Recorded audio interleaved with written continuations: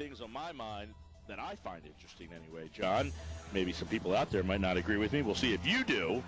But I want to start off with Jason Peters. Yesterday, Doug Peterson, pretty much saying, yeah, I want him back. I want to make sure that he's here. We think he's got a lot of, tread left on the tires. This is a guy that's got 3 years left on that deal. Now, he's 34.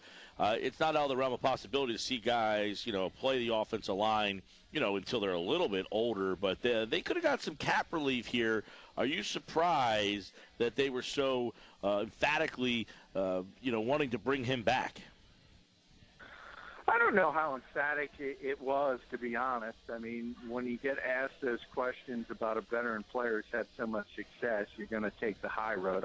I'm not sure it's still 100% he's going to be back. I think, one of the clear signs will be when the Lane Johnson extension gets done and you kind of see where the monetary value of that is, because that's where it comes into it. It's going to be very, very difficult to play a right tackle, pay a right tackle, left tackle money. So if you see that extra $2-3 million on that contract, it's a clear signal they want to move Lane Johnson to left tackle. Obviously, you can't pay two left tackles, and you can't pay a guard $9 million a year. So there's no real thought of moving him inside to guard. I'm not sure Jason Peters talked about that, in fact, earlier, and said, he's still the best left tackle on this team, so I don't think he would like that. So there's some dominoes that still have to play out before we say 100% Jason Peters is going to be back next season. Yeah, he's making a $9.2 million cap hit. So if they were to move on from him, they would, get a little bit of cap relief there. But he's signed for 3 more years, John. So there's some big money still tied to him.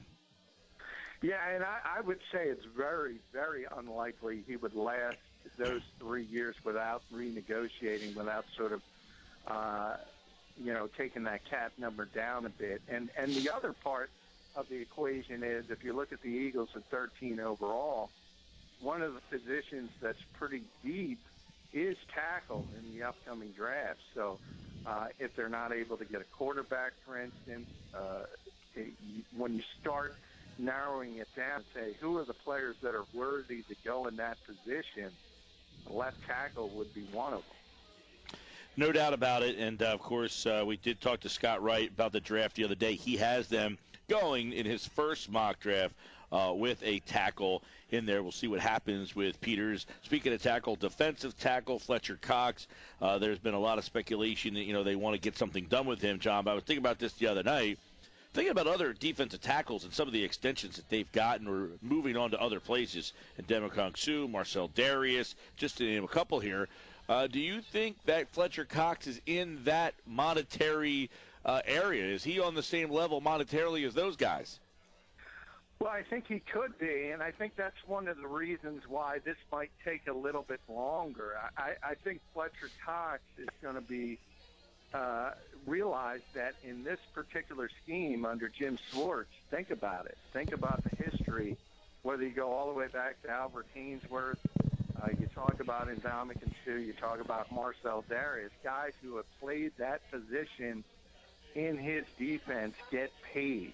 So he has a little bit of time, and he can sort of do what Sam Bradford did this year and bet on himself, and all of a sudden, if he has that big, big season, then you start talking about Ndamukong Suh money. So I think the Eagles would love to get something done that's team-friendly, but I think he's going to be smart enough to realize that at the end of the rainbow, there's going to be a big, big pot of gold if he waits and plays a year in Jim Schwartz's system. So you don't anticipate Cox basically giving in and signing that team-friendly deal? Because, let's be honest, John, what's going on here in the return of the Howie Roseman era is you're starting to see more of these team-friendly deals again, much like you used to see a couple of years ago, and then you would have 2 or 3 years down the road the guy complaining about them.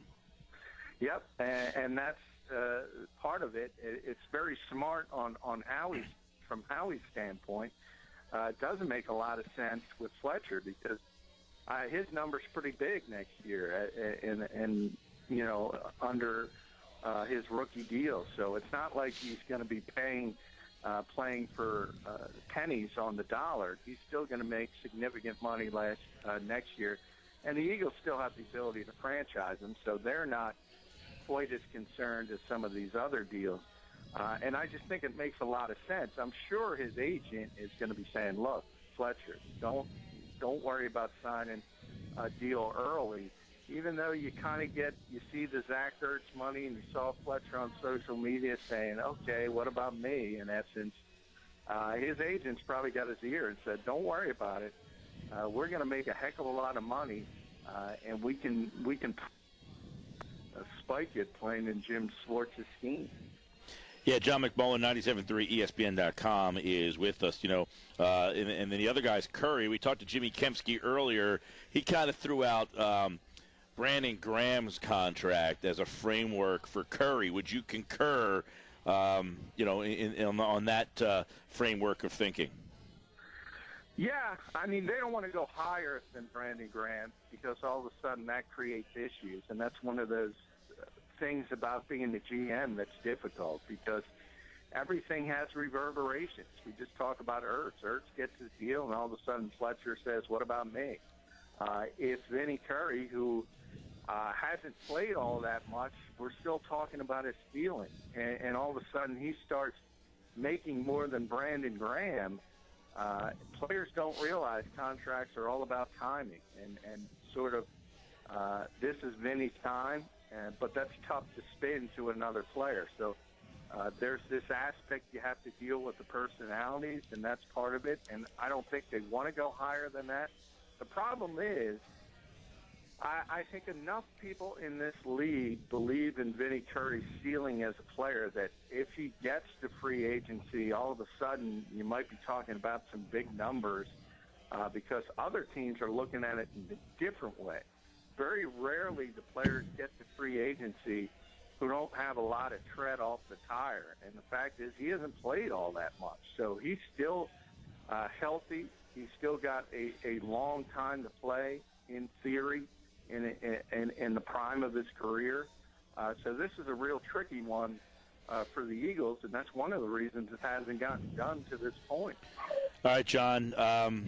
And Doug Peterson spoke yesterday at length for about 15 minutes. I listened to the entire conversation, and he said some things yesterday.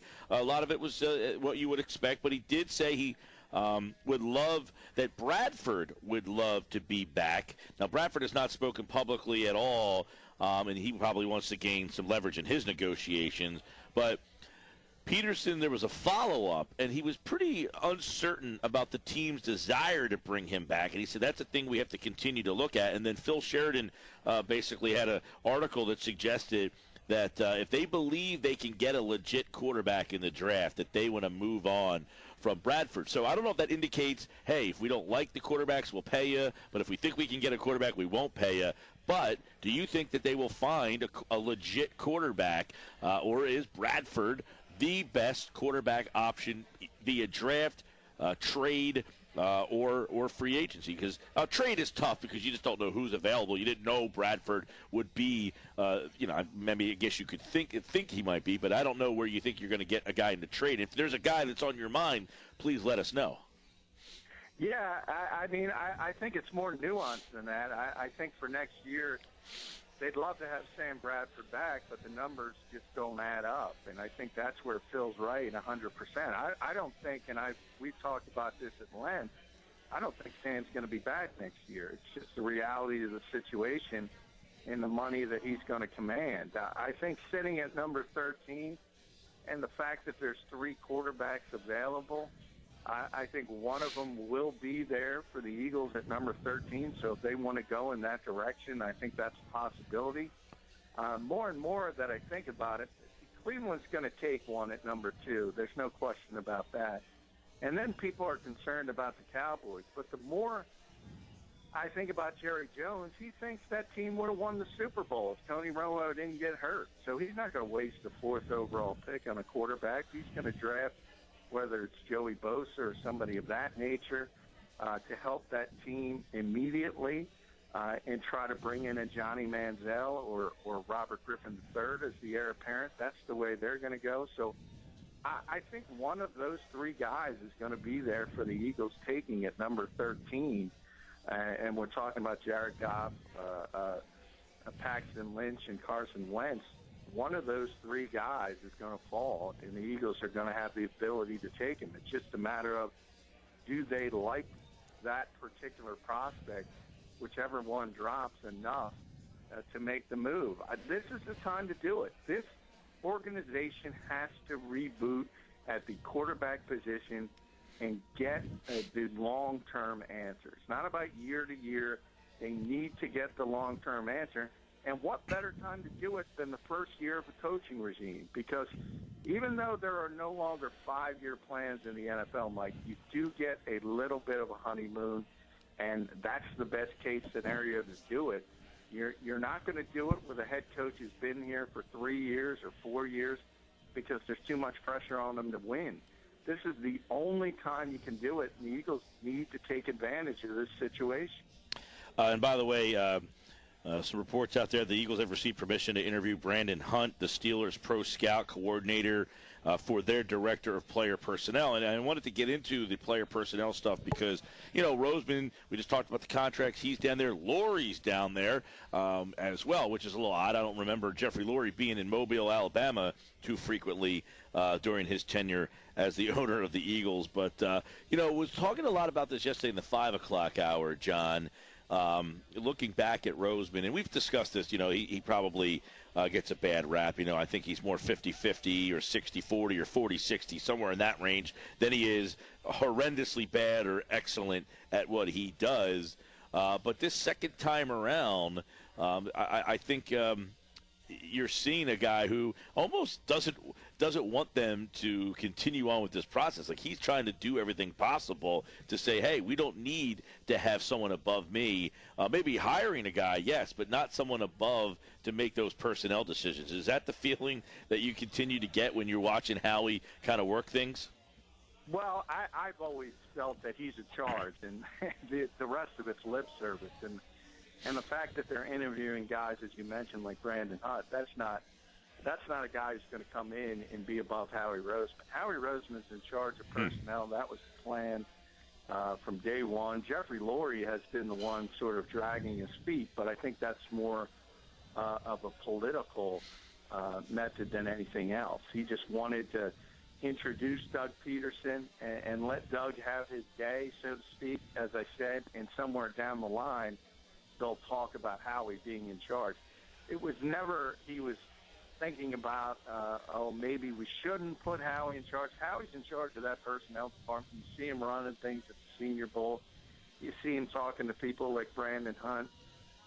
He's going to run the day-to-day operations if he's hired in the personnel department. But when it comes to making the decisions, Howie Roseman's going to be in charge. Yep, no doubt about it. And, I don't know if people think that's a good thing or a bad thing, but as you've mentioned many times, it puts them in a better spot in the personnel department than they were with Chip Kelly here. Yeah, it does. And again, maybe it's not fair, and I understand people who are on Chip's side and say he didn't have a large enough time sample size, but that's the reality of the situation. He was learning a very difficult job on the fly. Maybe he would have learned from his mistakes in 2 or 3 years, but the reality is they would have continued because this is a guy who doesn't have any experience doing what he did, and it showed last year. More so than the players, we can talk about some of the mistakes with the players, but the bigger issue was the managing of the cap. And we constantly talk about all the assets allocated to running back position. That's not the way you do things in the NFL now. That's just not. And we talked about it doesn't matter if Sam Bradford has a better skill set than Nick Foles. You put this team behind the 8 ball simply from the salary structure of each of those two players. It was a mistake from that standpoint, unless Sam comes in and becomes an elite level quarterback. And I don't think anybody can argue he's at that level.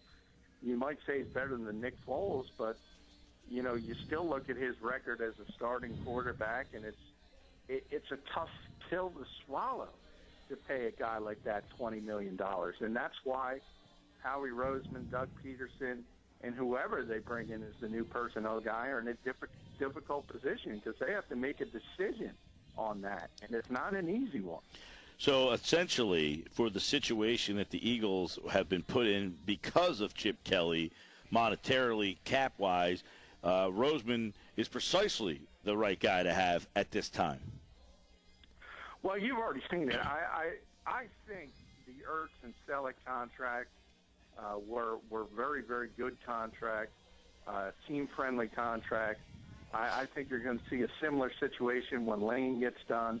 As I said, Fletcher Cox is going to be more difficult because of his stature in this league and his potential under Jim Schwartz. But, yeah, Howie's just much more savvy when it comes to contracts and getting things done. You're not going to see moving forward, you're not going to see assets put in. When you talk about NFL football today, Mike, it's about the quarterback, and then on offense, left tackle. On defense, you need pass rushers and lockdown corners.